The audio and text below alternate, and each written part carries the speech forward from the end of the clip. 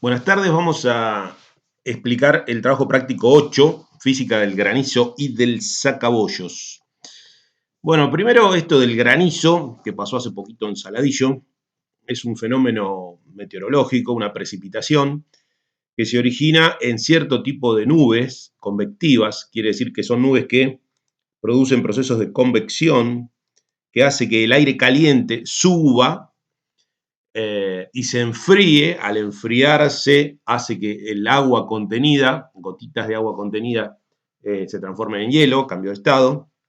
Incluso puede haber varios procesos, esas gotitas de agua que se solidificaron vuelven a caer por acción de la gravedad, y si sigue habiendo corrientes de convección, o sea, aire caliente que sube, vuelven a subir y se vuelven a enfriar y se cubren con nuevas capas de hielo. Y si estos procesos ocurren varias veces, pueden llegar a tener unos volúmenes considerables de 5 o 10 centímetros de diámetro, bueno, con una masa considerable, y que cuando caen alcanzan velocidades muy grandes y una energía también muy grande que puede romper las cosas que tocan. Acá hay un par de imágenes, por ejemplo, una tormenta de granizo, un avión pasando por una tormenta, miren cómo quedó. O, bueno, cuando cae el granizo sobre chapas o parabrisas de autos o plantas y las destruye. Bueno, acá en Saladillo, el Día de la Madre, el 18, a las 5 de la tarde, cayó granizo, en particular en casa. Entonces yo junté algunas piedritas de granizo, o sea, hielos. Tomé una foto en ese momento, que estábamos en un momento complicado, porque me agarró el auto, me lo rompió todo. Este, Solo atiné a sacar una foto para después medir cuál sería el tamaño, qué diámetro tienen estos granizos, comparando con el diámetro de una moneda de un peso. Y también la masa, con una balancita que tengo en casa, digital, esas que venden en los chinos. Pesé, me dio unos 25 gramos la masa de un granizo, del más grande. 25,48 gramos. Bueno, la idea era poder calcular con eso algunas cuestiones, ¿no? Busqué un poco de información. Esto es, por ejemplo, velocidad terminal de distintos tipos de partículas según el diámetro. ¿Ven? Esto está en micrones, según el diámetro en micrones. ¿Qué velocidad tiene en metros por segundo? Y son cosas pequeñas. Acá está hablando de gotitas de agua, típicas o grandes, ¿no? Pero esto está hablando siempre de gotitas de agua. Y las velocidades son de 9 metros por segundo, una cosa así. Ahora, cuando empezamos a hablar de granizo, ya son diámetros más grandes. Y el tema acá es que cuando cae por ejemplo, acá una esfera, en un fluido viscoso, como es, por ejemplo, el aire, bueno, cae por acción de la gravedad, la fuerza de la gravedad, pero hay una fuerza de fricción, de rozamiento, que la frena. El tema es que esta fuerza de fricción depende, entre otras cosas, de la velocidad que adquiere la partícula. Es decir, que a medida que la partícula va bajando cada vez con mayor velocidad, por acción de la aceleración de la gravedad, aumenta también la fuerza de fricción. Ven que va como el cuadrado de la velocidad. Quiere decir que hay un momento que esta fuerza de fricción equipara a la fuerza peso. O sea, llega a una velocidad tal que la fuerza de fricción se iguala con la fuerza peso. Entonces ya no tiene más aceleración la partícula que cae, y llega a lo que se conoce como una velocidad límite. Es una velocidad máxima, más allá de la cual no aumenta más la velocidad porque, bueno, la fricción se equipara con la fuerza gravitatoria. No vamos a hacer todas estas cuentas para el caso nuestro, pero sí tenemos unas tablas donde, fíjense, lo que están mostrando es más o menos, ¿no es cierto?, con cierto error, con cierto margen de error, pero más o menos cómo se comporta la velocidad terminal o velocidad límite en metros por segundo en función del diámetro del granizo, ¿no? De la piedra de hielo, digamos, del granizo. Esto es el diámetro en centímetros. Fíjense que a medida que aumenta el diámetro en centímetros, va aumentando la velocidad terminal o velocidad límite. ¿Y cómo depende del diámetro? Bueno, acá aparece el área, ¿no? El área de la esfera. El área de la esfera, si se acuerdan, es 4pi por radio al cuadrado. O sea, depende del radio de la piedrita. O sea que, dependiendo, como se ve acá, ¿no?, del diámetro o el radio de las esferas, las velocidades van aumentando, porque hay que compensar, digamos, el área con la velocidad que alcanza para compensar el peso, ¿no? Bueno, todo este conjunto de ecuaciones lo podemos ver reflejado en este gráfico, que es más fácil para no tener que hacer toda la cuenta.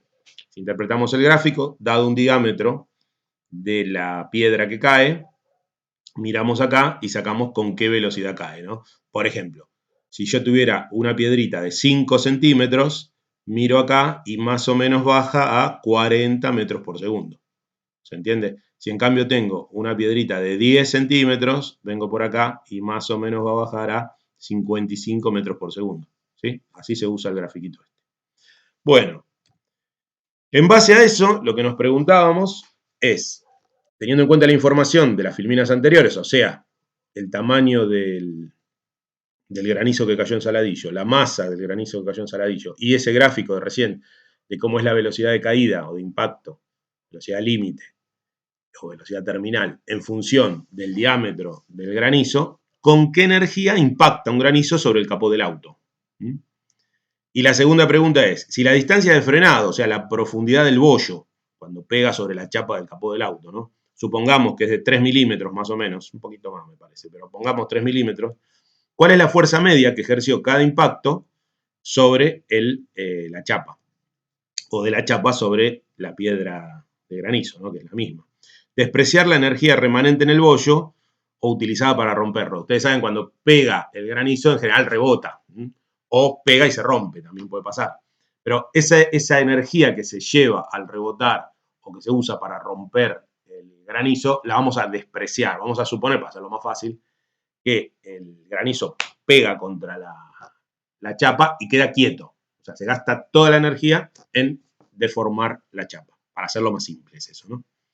Y bueno, y comparar con la producida por un martillazo en términos de que la persona que tenga que arreglar el bollo va a tener que golpear la chapa y volverla a equilibrar. Así que la idea es hacer esos cálculos. Bueno, lo primero es cómo medir el diámetro de la moneda. Bueno, lo más fácil obviamente es agarrar una regla, que lo hicimos, y medir la moneda de un peso. Si ustedes miden así, esto da más o menos 23 milímetros. Ven que acá estaría 25 y me quedan 2 milímetros para acá, más o menos 23 milímetros. El problema de medir con regla, algo circular, es que yo no sé si estoy justo en el diámetro o me pasé un poquito y estoy midiendo menos de lo que corresponde. Y además, el error de apreciación, digamos, de la regla es más o menos del orden de 1 milímetro. Hay otro instrumento que se llama calibre, no sé si lo conocen, pero de paso, yo tengo uno muy baratito de plástico, pero que funciona igual, que de paso les muestro cómo es para que lo conozcan, si no lo conocen. Se suele usar en mecánica para medir, por ejemplo, el diámetro de un bulón o de un tornillo, con cierta precisión. De este lado también podés medir agujeros, metiendo esto, el diámetro de un agujero. Bueno, la historia es así, vos atrapás la pieza que querés medir entre las dos partes del calibre y te fijás. La primera coincidencia es como si uno midiera con una regla, serían 2 centímetros, 1, 2 serían 22 milímetros, ¿no? No llego a 23, ven que me quedo antes del 23 milímetros. Entonces tomo esa medición, son 22 milímetros, y el cachito que me falta entre el milímetro 22 y el 23, lo mido acá, en esta segunda regla. Tengo que buscar cuál es la marca que coincide con alguna de las marcas de la regla. Yo acá la que veo más cercana es esta, entre 8 y 9, que sería 8,5. Esta coincide con otra. Si agarro una cualquiera, qué sé yo, por ejemplo el 5, ven que no coincide con una de las divisiones de la regla principal. La única que coincide es la 8,5, o la que mejor coincide, digamos. La 9 se queda corta, 9,5 se queda corta, esta de 10 se queda corta, o sea, la que mejor coincide es esta. Esa coincidencia me dice, ven, con una precisión de 0,05 milímetros, cuánto sería lo que le tengo que agregar al 22. En este caso, 0,85 en milímetros. Entonces serían 22 más 0,85 es 22,85. Pero acá estoy teniendo un error de medición 0,05 milímetros, mucho mejor que este, que era de 1 milímetro de error. Entonces, igual da parecido, ¿no? 22,85 contra 23. Para los cálculos que vamos a hacer nosotros, hubiera alcanzado a usar 23. Yo que pasa que quería mostrarles de paso este instrumento, calibre, y cómo se utiliza para medir con más precisión. Esta es otra cuestión que en algún momento tenemos que discutir, o sea, los errores de medición o las incertezas en las mediciones, cómo dependen del instrumento de medición que estamos usando y la apreciación del instrumento. En síntesis, nos vamos a quedar con una medida más o menos de 23 milímetros para el diámetro de la moneda. Ahora, ¿cómo hago para estimar el tamaño del granizo? Porque yo había sacado una foto donde tengo la moneda y el granizo. Entonces tendríamos que comparar este diámetro con el diámetro del granizo.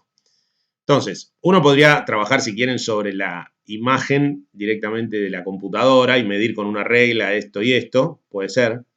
Pero también hay un programa que se llama GeoGebra, que no sé si lo conocen, que es muy piola, a ver si se los puedo mostrar rápidamente. A ver dónde lo tengo, si es que lo tengo, ahí está.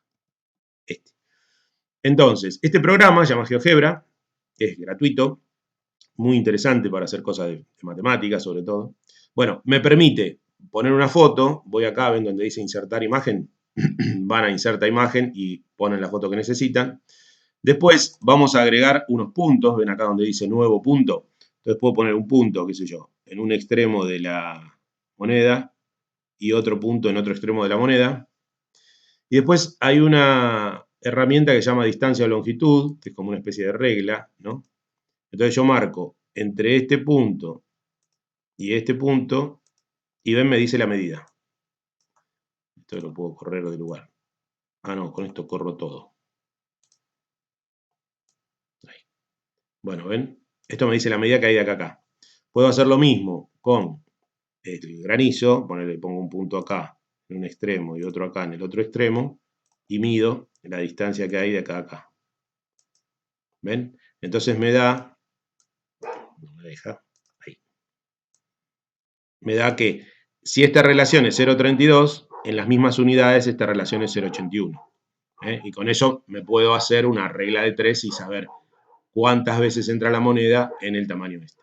O sea, este GeoGebra te da una herramienta para muchas cosas, pero entre otras para analizar imágenes y poder sacar comparaciones de medidas entre algo conocido y algo desconocido. Bueno, volviendo a nuestro... ¿Dónde estábamos? Ahí. Entonces, acá está resumido lo que dijimos recién. Uso el programa GeoGebra, inserto una imagen, marco un punto nuevo en cada extremo, A, B, C, D, pongo distancia o longitud, tomo estas dos medidas, en este caso 0,33 para el diámetro de la moneda y 0,83 para el diámetro del granizo, y para obtener el valor en centímetros, hago una regla de 3, ¿no es cierto? Yo sé que la moneda, que la habíamos medido recién, eran 23 milímetros, entonces yo hago el diámetro del granizo comparado con el diámetro de la moneda, o sea, el diámetro del granizo comparado con el diámetro de la moneda, tiene que ser igual a CD, lo que medí con GeoGebra, 0,83, dividido AB, 0,33, ¿no? Me queda esta proporción o regla de 3. Si ahí me despejo el diámetro del granizo, este pasa multiplicando, me queda CD dividido AB por el diámetro de la moneda. Reemplazo los valores, CD es 0,83, AB es 0,33 y el diámetro de la moneda, lo habíamos medido recién, son 23 milímetros. Hago esta cuenta y me queda que el granizo mide 57,84 milímetros, aproximadamente 5,8 centímetros. ¿Está bien? Ese sería el diámetro de este granizo según la foto. ¿Sí? Y esta medida me va a servir, ¿para qué? Bueno, para venir a la tablita, al gráfico que habíamos visto antes y sacar. Si el diámetro es 5,8 centímetros, vengo por acá hasta la gráfica y voy a la ordenada y miro acá más o menos la velocidad terminal. Me da más o menos 41, ¿no? Repasemos un poquito este. En todo gráfico yo tengo que ver cuál es el valor de la abscisa, el eje X, el eje horizontal, y cuál es el valor de la ordenada, el eje vertical. Acá estamos graficando el diámetro de los granizos en centímetros, de 0, por ejemplo, hasta 15. Y acá estamos graficando la velocidad terminal en metros sobre segundo, de 0 hasta 70 metros por segundo. ¿Sí? Entonces, ¿qué hago? Busco el valor del diámetro del granizo en el eje de abscisas. El granizo que cayó en Saladillo, 5,8 centímetros. Busco el punto correspondiente a la función sobre la gráfica, o sea, subo hasta acá. Y después busco el valor de velocidad correspondiente en el eje de ordenadas, acá. Y ahí saco el 41. O sea que la velocidad para estos diámetros es de 41 metros por segundo. Si lo pasan a kilómetros por hora, es de 147 kilómetros por hora la velocidad a la que cae una piedra de este tamaño. ¿Ok? Más o menos, ¿eh? Es un cálculo aproximado. Bueno, con esa velocidad tengo que calcularme la energía cinética. ¿Se acuerdan de los primeros trabajos prácticos? La energía cinética es un medio de la masa por velocidad al cuadrado. Ya tengo que poner un medio de la masa por la velocidad al cuadrado. La masa habíamos medido con la balancita, era de 0,025 kilos, o sea, unos 25 gramos. La velocidad, sacamos recién, era 41 metros por segundo, todo expresado en MKS, me da 21,01 Joule.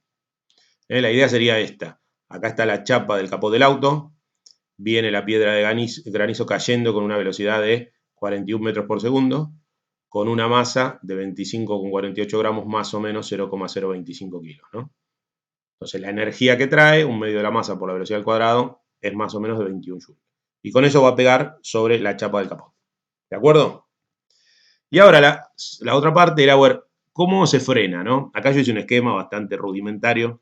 La idea es así, que cuando la piedra llega al capot, supongamos que esté acá derechito, pega contra el capot y lo deforma, sería esta curva que está acá, una cierta distancia. Esta distancia suponemos nosotros que es de 3 milímetros, es lo que se deforma la chapa cuando se frena la piedra contra la chapa, ¿no? Este delta X suponemos que es de 3 milímetros. Entonces, tomamos un sistema de referencia con 0 en el punto más bajo de la deformación, acá, ¿sí? Después, actúa una fuerza que es el peso, que tira para abajo a la piedra. Y actúa, durante este frenado, una fuerza, que la vamos a llamar fuerza de la chapa, fuerza del capot, hacia arriba, que es la responsable de que esto se frene, ¿sí? Vamos a calcular una fuerza media, ¿no? Como una especie de promedio, como si todo el tiempo la fuerza que actúa fuese la misma. Esto en realidad no es así, a la medida que se va deformando, la fuerza va cambiando, ¿no? Pero no importa, vamos a tomar un promedio para este cachito. Entonces tenemos la fuerza peso que tira para abajo, la fuerza del capó que tira para arriba. Este sería el esquema de la situación. ¿Cómo calculamos el valor de esta fuerza? ¿Cómo lo estimamos? Vamos a usar teorema de conservación de la energía mecánica, que vimos también en uno de los primeros prácticos de este año. Y decía que el trabajo de las fuerzas no conservativas es la variación de energía mecánica total.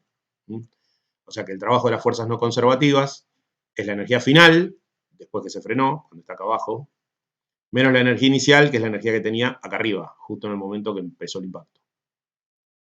Esa variación de energía es igual al trabajo que hacen las fuerzas no conservativas. Recuerden que el peso es una fuerza conservativa, así que no la cuento acá.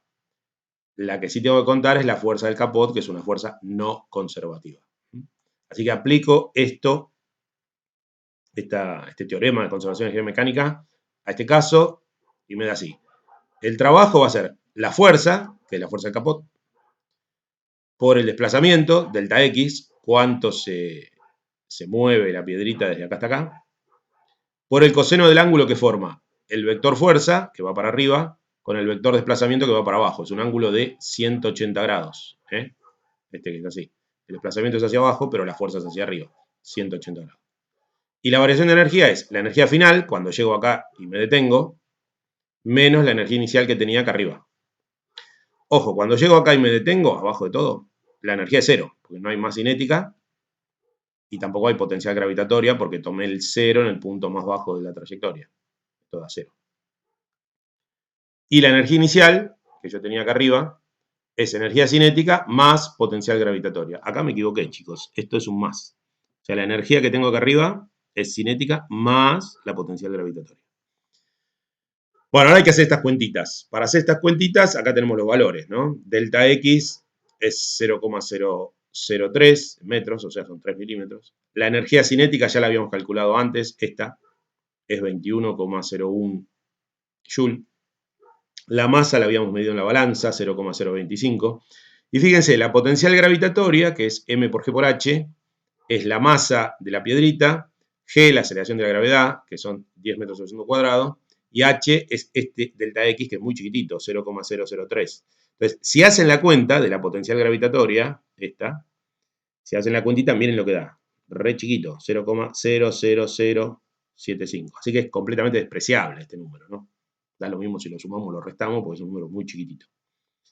Bueno, si despejan de acá la fuerza, que era nuestra incógnita, me va a quedar esto dividido delta x por el coseno de 180, que pasa dividiendo, ¿sí? Entonces me queda menos la energía cinética más la potencial gravitatoria dividido el delta x, y el coseno de 180 es menos 1. Por eso pongo acá un menos delta x. Bueno, si hacen esa cuentita, tiqui tiqui, me da 7000 newton. Pasado a kilogramos fuerza son 700 kilogramos fuerza. O sea, el golpe de esta piedrita es una fuerza de 700 kilos en promedio.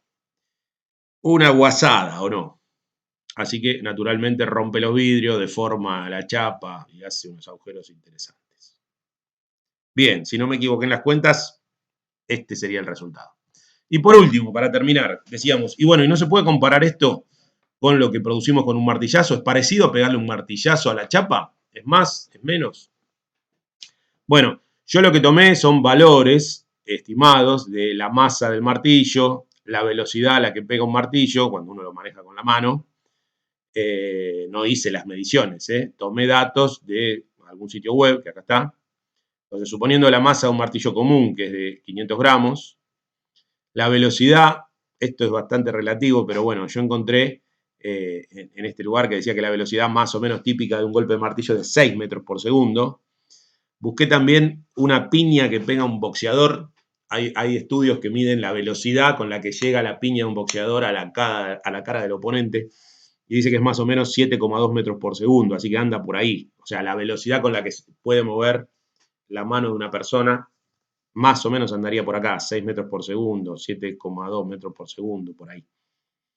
Así que tomando eso como estimación de valores de masa y velocidad y haciendo cuentitas similares a las que hicimos recién, me da que la energía cinética es de 9 joules, tomando el mismo desplazamiento de 3 milímetros. En ese caso me da una fuerza de 300 kilogramos fuerza contra 700 que daba el golpe de granizo. O sea que un martillazo parece ser la mitad más o menos de el golpe que da una piedra de granizo como la que cayó el otro día en Saladillo.